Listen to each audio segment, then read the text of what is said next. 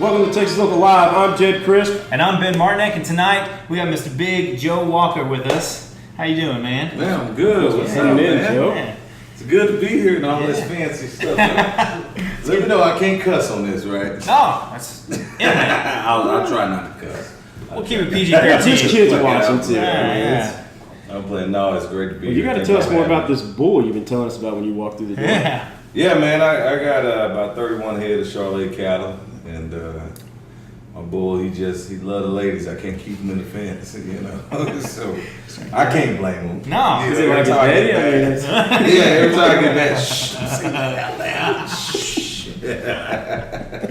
Oh, love it, man. That's awesome. First question: did you play football? Yeah, man. Gotta ask you. I tell you what, I'm a huge, you know, obviously I love sports, and y'all are Canese guys. Yeah. And you know, I love just sports in general. I love competition in general. Sure. Matter of fact, I played in the golf tournament on Monday, and I was so ticked at myself because I wasn't hitting the ball well, and I was playing with Ryan Miller, and he's an actual PGA professional. Yeah. And then I said to myself, man, he's a pro. You're an average Joe, literally. Can't be upset about that. Yeah, no, not at all. We hold it out there. How'd you meet him? You know, actually, my brother Cody Kelly and I, we started this kind of movement called Wannabe.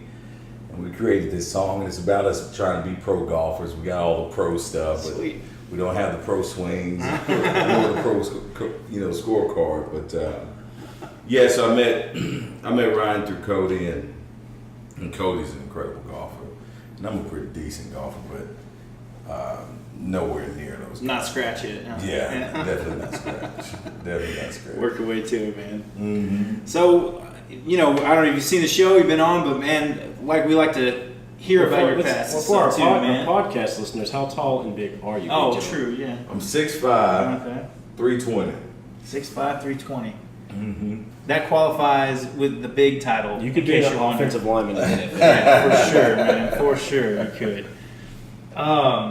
So growing up as a 6'5", 320-pound child, I'm assuming he wasn't 6'5" as a child. these are jokes, all right? You're stepping on my joke time now. For music, man. Let's talk music now, since this is what we're here. What got you into it, man? What was your upbringing like with it? I did see an interview you had. You kind of mentioned being raised in a church and your mom kind of seeing music in you a little bit before. So, I mean, tell us a little bit about that and how that came about. Yeah, I mean, my mom, she saw music in me probably, and as I get older, it's weird to see, man, my family's just musical. You know, my dad, it's so weird. My dad actually had a number 42 Billboard song. Wow. With a singing group called The Visions. The song was called Long Winter. Huh. And my mother was this beautiful, like if you picture a beautiful black woman singing to the Lord at church and just bellowing out and feeling heaven's gate open, that's my mother's voice, you know. And so, yeah, she had always supported.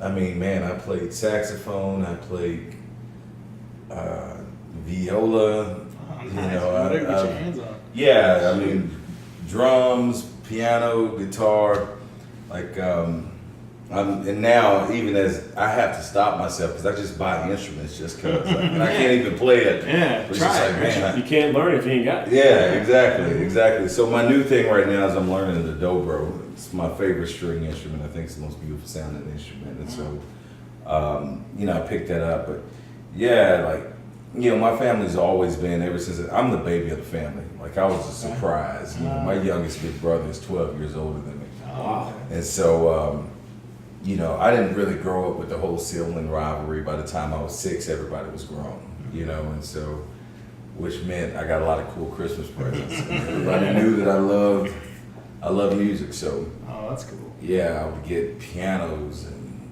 drum sets, and yeah. No one's holding you back then, man. That's awesome. Yeah, That's I great mean, culture. Just growing up with that. That's amazing. Well, and that's I think that's the deal. Particularly, is like, I think just fine arts in general is so important. I mean, I grew up. I'm a very alpha male-ish guy, right? And a lot of people think, oh, fine arts, but arts are important. Everything that we do, from from what we decide as far as, you know, life in general is based on art. I mean, history is always told in stories, and so I'm a huge supporter of the fine arts, and I mean, it's really molded me to who I am. Very cool. You know? Yeah, it's a crucial part in life for anybody, really, yeah, man. But yeah, man. it's kind of a shame that's not a bigger priority, especially in America. But that might be a topic for another day, man. Yeah, man. Well, for them. So you from this area then? I know you said you went out to Wills Point for your cows. Yeah, man. I, you know, I'm from the DFW, man, and it's crazy how, you know, I just kind of got the best of both worlds. You know, I love spending the summer out in the country, and my sister and my brother, they lived in a place called Atlanta, Texas. That's Stevie, Texas, you know, and so it's, Hour up the road from where we're from. oh, really? Where you from? This guy. Me and him, we grew up around the Marshall area. Oh, okay, yeah. So that's right on. That's the same area. Yeah. But yeah, man. So like, I got to have the best of both worlds, I think, but more so than anything, I'm just a country boy. Like it, you know, I just kind of gravitate toward that. You know, just being with my family. My best memories are just in the country. Yeah. You know, fishing and hunting and you know, doing all those things with my dad and my brothers and cousins and stuff like those. That's where the roots are at, man. Yeah, that's awesome. Yeah. Man, that is some awesome feel too, man. I love that as much as the next guy too. Yeah, man. So you got family out in Atlanta still? Oh, well, actually, my brother, he was actually a basketball coach, and now my brother and sister, they're both. My brother coached Atlanta when they were really killing everybody. I'm just bragging on me. But yeah, they're both principals now, and they've actually moved out in Forney, so right there on the edge of out by Mesquite and Terrell. Very cool. Mm-hmm. Awesome. So tell us, man, a little bit about some of your influence, I guess. I mean, I know you may have grew up listening to some stuff and picking to some things, singing along and stuff, but what are some artists maybe you collaborate with as a, you know, recent in terms of your music career recent, or maybe some artists that you would like to collaborate with, just kind of the feel of where you're at right now and what helps with your work, I guess. If I were to have a dream artist to collab with, it would have to be. Man, that's a tough question. Oh yeah, no, Because yeah. I pull from so many genres of music. You got to choose the right one. You could be listening. Yeah, exactly, man. I think if I would have to say one out of man, this is tough, but it'd have to be Stevie Wonder. Just because one thing about Stevie Wonder is not only is he probably the most talented musician and singer there is, but to be able to be that relevant, it truly was about the music.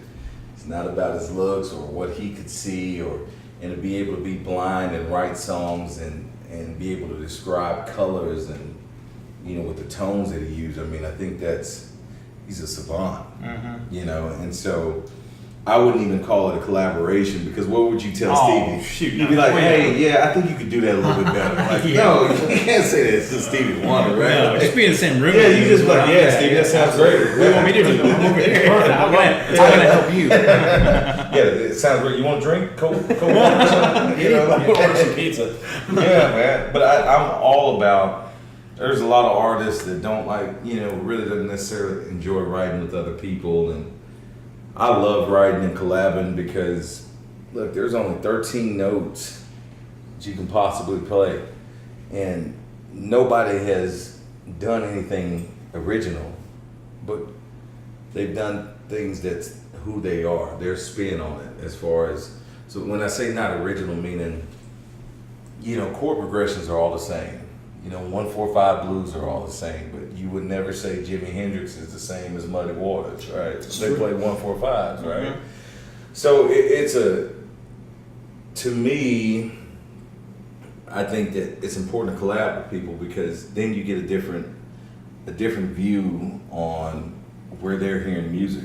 Because at the end of the day, you know, we're still in the music business, right? Like, you want to make songs. If I want to create songs that are just for me, I just sit at the house and write songs and go feed my cows and then just come back. But there's also a point, you want to write songs that are reaching out to people.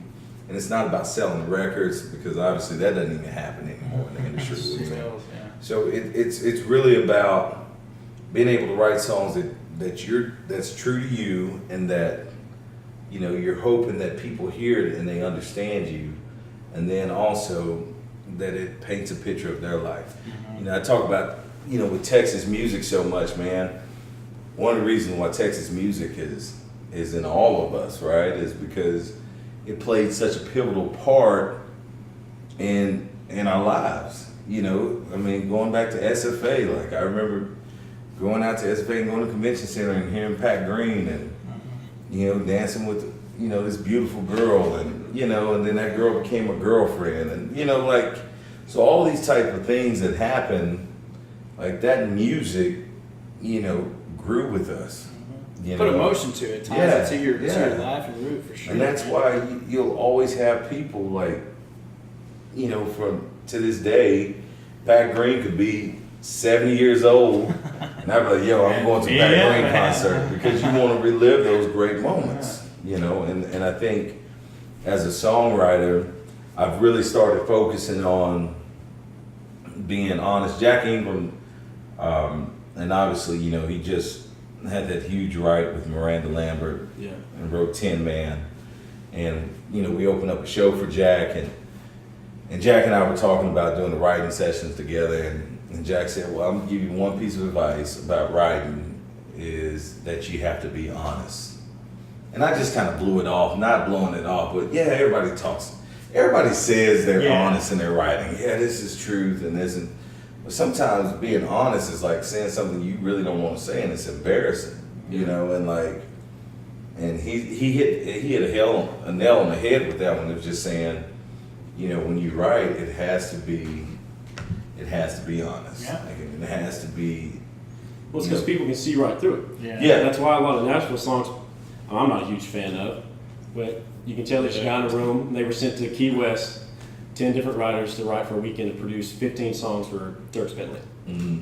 And that's the whole purpose. Well, Texas music is everybody's still trying to be original. Yeah, and that's the cool thing too, is like with Texas, is that posted red light? I think it says mute. I'm sorry, I just I'm a studio guy. I'm like, wait, that's red light. This is mute. Is that on? You're good. Yeah. No, but I agree completely with you. But I also think that I tell people like this with Nashville, like what's happened in Nashville is the same thing. Truthfully, nobody wants to talk about it. It's happening in Texas. Oh, And I'll be the realest person, and I'll say it, and if people get uncomfortable with it, I'm about all this honest stuff. But it's the same thing. It's like Texas had gotten to a point now where people say, well, that's not a Texas sound, or a Big Joe Walker record is not going to sound like a Randy Rogers record, but if you listen to a Randy Rogers record, you think, man, that's Texas country, right? That's what it relates to. But Texas music was supposed to be about, hey, man, this is my music. You either like me for it or you don't. That's what the whole movement of Texas music was supposed to be about. And now, I don't know where all these people are coming in saying, oh, that's not a Texas sound, or this and this, or this sound is too polished, or this and this.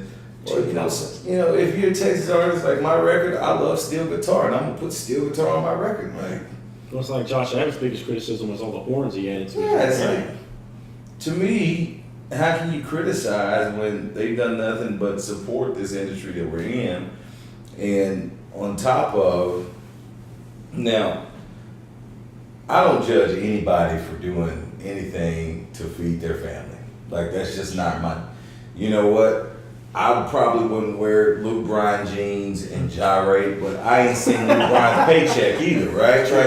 And they say, hey, we'll pay you $3 million to come gyrate on stage. Guess what? I would done it for less. You might well call me stripper. You know what I'm saying? Because I can't judge anybody. Like, and that's the one thing that I really want to, because with Texas music, it's in my heart. Like, people talk about it, but like, I truly love Texas music, and I love what it represents. And so, don't be ashamed of that. You let that man pop to the microphone so loud. Don't be ashamed of it. I'm not trying to kill you. We can fix that in post, man. No, man, I love Texas music so much, and I love you know, the camaraderie that Texas music brings, and not just about being an artist. I mean, look at Texas Local and, you know, all these different stations, and everybody's so invested in our scene, and I think that's so important, Mm-hmm. you know, and I think it's, you know, I think it's so important that we're all giving back. That's why when people call me to play benefits and you know, you're just like, Yeah, I'll be there, you Yeah. know, because, you know, at the end of the day, I look at it like this. Y'all excuse me if I'm rambling. I got a little preaching on it. Yeah, we're here. We're listening. We got it. I look at it like this. If somebody comes to a Big Joe Walker show, they pay $10 to get in. They buy a t-shirt, that's another $25. They buy a hat, that's $45. You know, and then they buy a koozie, that's another $5. And so they spend $50, come to a Big Joe Walker show. If they make $15 an hour, I mean, you're looking at about a tenth of their paycheck that they've given that week just coming to support the music. And as artists, I think none of us should ever forget that shit. You know what I'm saying? Yeah. It's like, nothing pisses me off more than artists that don't appreciate, you know, what fans do to contribute this. Because it's the fans that let us all make a living doing this. Because if you go to Nashville, yeah, people like you, but it's, you know, it's hard to make a living in Nashville. You can't. That's why a lot of these our big player guys, you know, if they go to Nashville and there's contracts on the table and stuff, well, they're gonna have to prove, because the fans keep us afloat. Mm-hmm. You know, and it's the industry. So I always have an appreciation for everybody, because it's a industry in Texas music that everyone supports each other. Yeah. And like, I don't know what's happened. Like, there's some artists out there that, you know, talk crap about other artists and this, or act like their stuff don't stink, or whatever the case may be. And me personally, I don't even get involved in all that kind of stuff. But, you know, I always say, man, if we get back to what Texas music was about, if we get back to Corey Morrow and Pat Green always supporting each other. I remember seeing Randy Rogers, because I was at a Pat Green show, and Pat came out on stage, which is pretty much a no-no for a headliner to show his face before he steps out on stage. He comes out, and Randy was the third, you know, I think second supporting act, so he wasn't even direct support. Pat comes out and introduced Randy. We're down in Corpus Christi, and introduces him and tells everybody, support this guy, this band here, they're going to be the future of our music scene. You know, and I think that's it right there. It's our music scene. yeah, the kicker. that's what it's about, man. You know, and so like, I'm so grateful to a lot of guys like Will Clark Green and you know, Josh Abbott band, like, you know, those guys have, and it's not even about necessarily, oh, you know, let Big Joe open for you. It's about sitting you down and saying, hey man, this is how the business is ran. These are some things you need to look out for. These are, you know, and you really appreciate that. Yeah, that's huge. You know what I'm saying? Yeah, I that's really huge. do, man. And the scene, man, and to that point, and what you said earlier, being honest, when you're writing, I think that is definitely noticed from the fans too. I think it, you know, when you don't put your heart and soul into something, like you said, whether it be Texas, Nashville, California, rock, doesn't matter. If you're not putting something into that, you're not going to have your demographic of, again, Texas scene, Right. where we're at. Right. You know, being born here, being raised, living here, writing here, you know, networking here, collaborating here. That's, you know, if you're not putting that heart into that, and you're not making something, you know, from your soul for it, not only are the fans gonna see it, like you mentioned, call you out on it, but it's not creating that culture that it has been, like you said, it has the Corey Morrows and the Pat Greens, man. That word, whole culture. Yeah, that is it. It's the culture of the scene, and that was some stuff I wanted to chat with you about too, man. And you just pretty much beat it up pretty good. Oh, That's sorry, good. man. No, that's man. No, I don't apologize at all. That's what we're here for, and that's what we like to hear. Do you ever feel like, because you're pretty much the only African American male in Texas country music, that you're at a disadvantage, or because you're killing it in Fort Worth? But I'm honestly just curious. Well, you know, no, I don't, man. Just because, you know, look, I tell people this all the time. When I play music, the first thing that you always want to do is you want to reach out to fans, but you also want to gain the respect of your peers. And I think the way you do that is by, you know, being honest and also, you know, taking your craft seriously.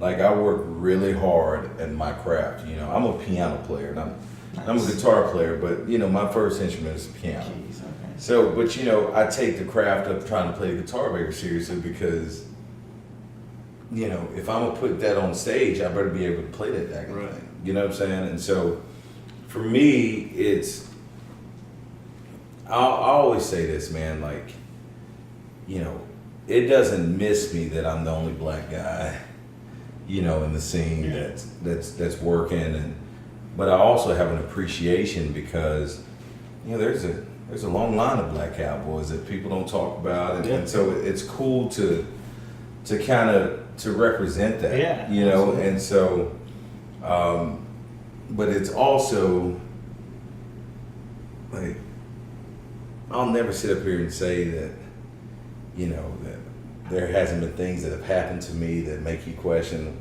that this happened because of this or this. You know, I'll never sit up here and lie about any of that kind of shit.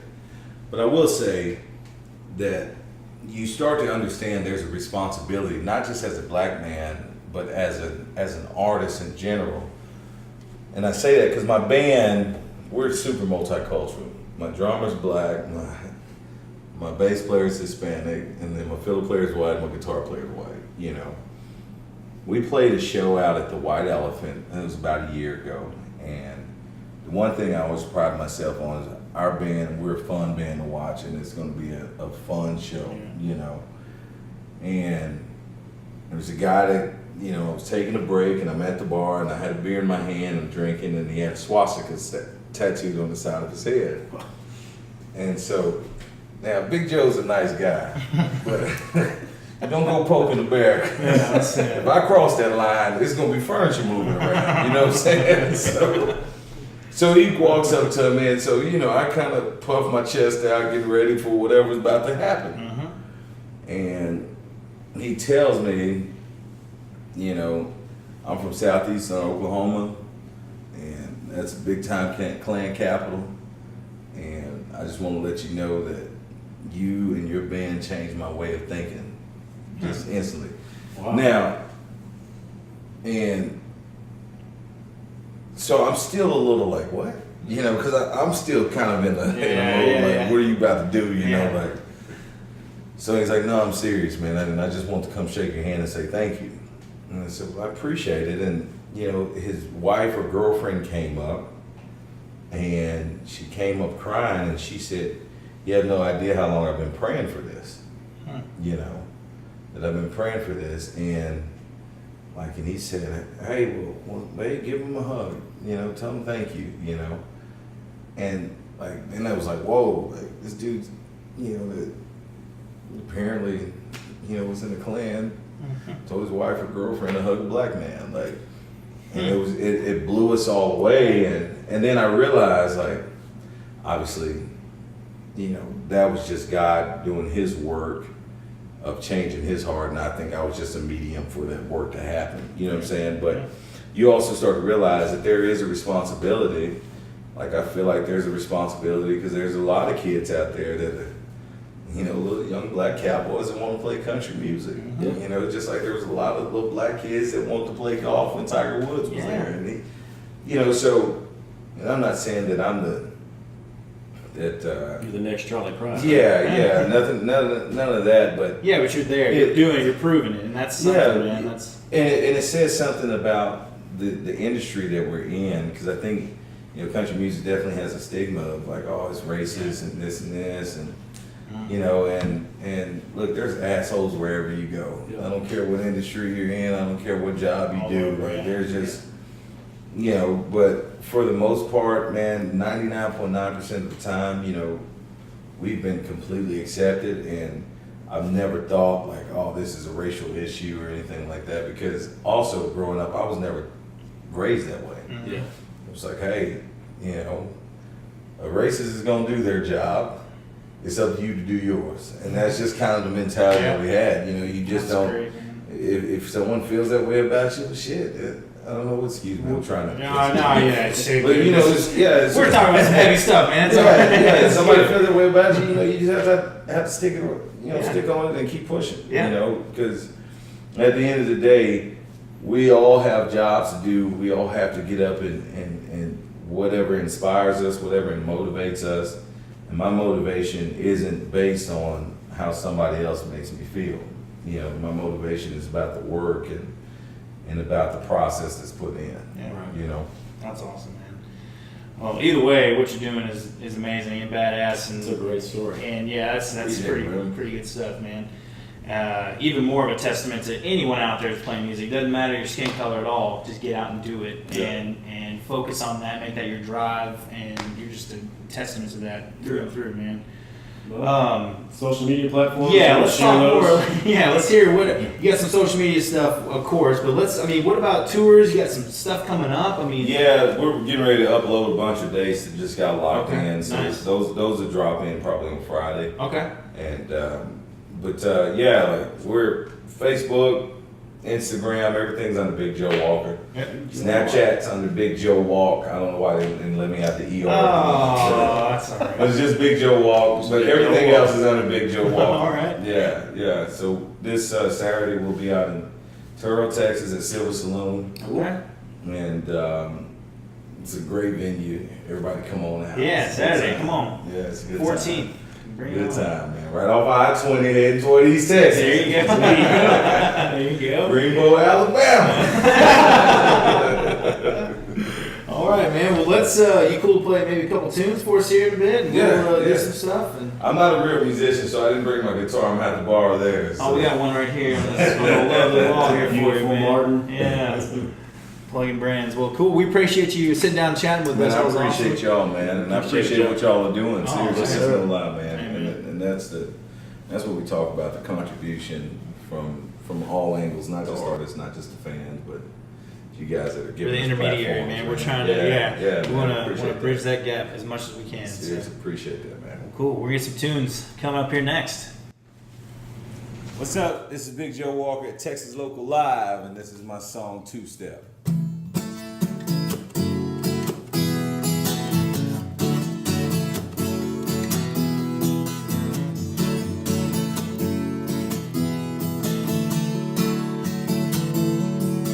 She's so confident, sexy, and she knows that she's everything. Hard to go, and she shows that she's everything that a man would want and need. I walk up to her, tell her I'm shy. She just laughs and smiles, said you ain't gotta lie. She opens my dance moves, smoother in my pickup lines. Baby's got soul. She spun my heart around the floor. She got me thinking if I just keep dancing, she never gonna let me go. Baby's got class. I think I'm falling way too fast. She got me praying that the band keeps playing. Maybe she'll wanna say, two step the night away.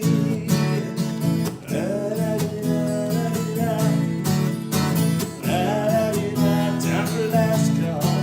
Yeah, my back's against the wall. Her friends are staring like they've heard it all. Gotta make my move before they convince her to go. Yeah, 'cause baby's got soul. She spun my heart around the floor. She got me thinking if I just keep dancing, never gonna let me go. Well, baby's got class. I think I'm falling way too fast. She got me praying that the band keeps playing. Maybe she'll wanna say, two steps the night away. She don't know what she's been doing to me tonight. She's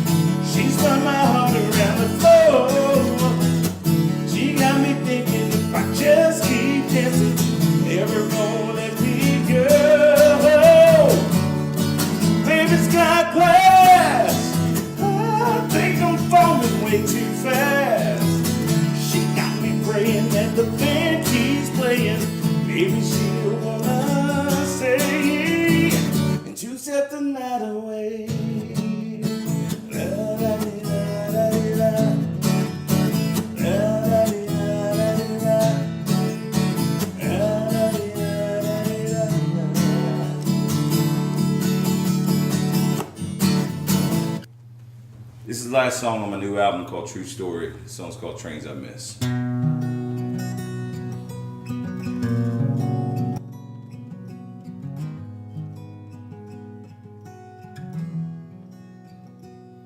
Used to the trains I miss, loves I lost, the bridges I burned, the rivers I never crossed. Used to the call I didn't hear, the signs I didn't heed, the roads I didn't take, the maps that I just couldn't read. It's a big old world, but I found my way through the hell and all this hurt. It led me straight to this. Used to the trains I miss. I've been a clown, I've been a fool, and I pushed on every chance. I searched far and wide, trying to crawl out of God's hands. But there were stones I didn't throw, and hearts I didn't break, and the little hope that I held on to with each silver shining thread of faith. It's a big old world, but I found my way through the hell and all of this hurt. It led me straight to this. Used to the trains I missed.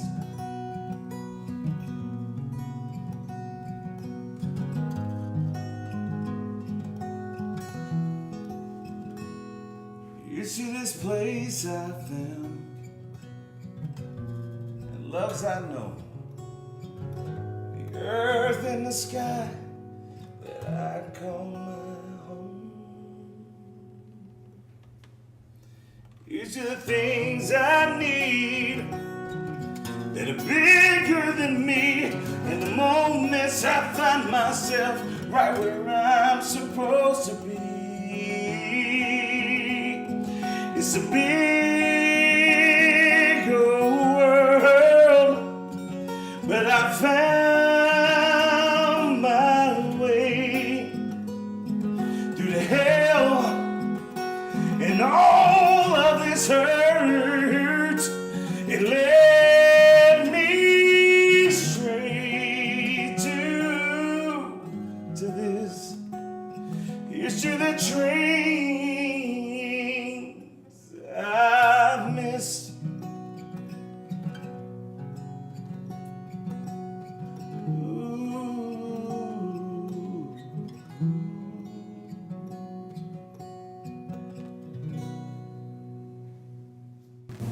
Hey guys, thanks for tuning in. Be sure to like and subscribe to the channel. Check us out at TexasLocalLive.com for everything else that's going on in our world. Be sure to check us out on all the other social media platforms we have at Facebook, Instagram, and Snapchat at Texas Local Live, and we hope to be seeing you around there.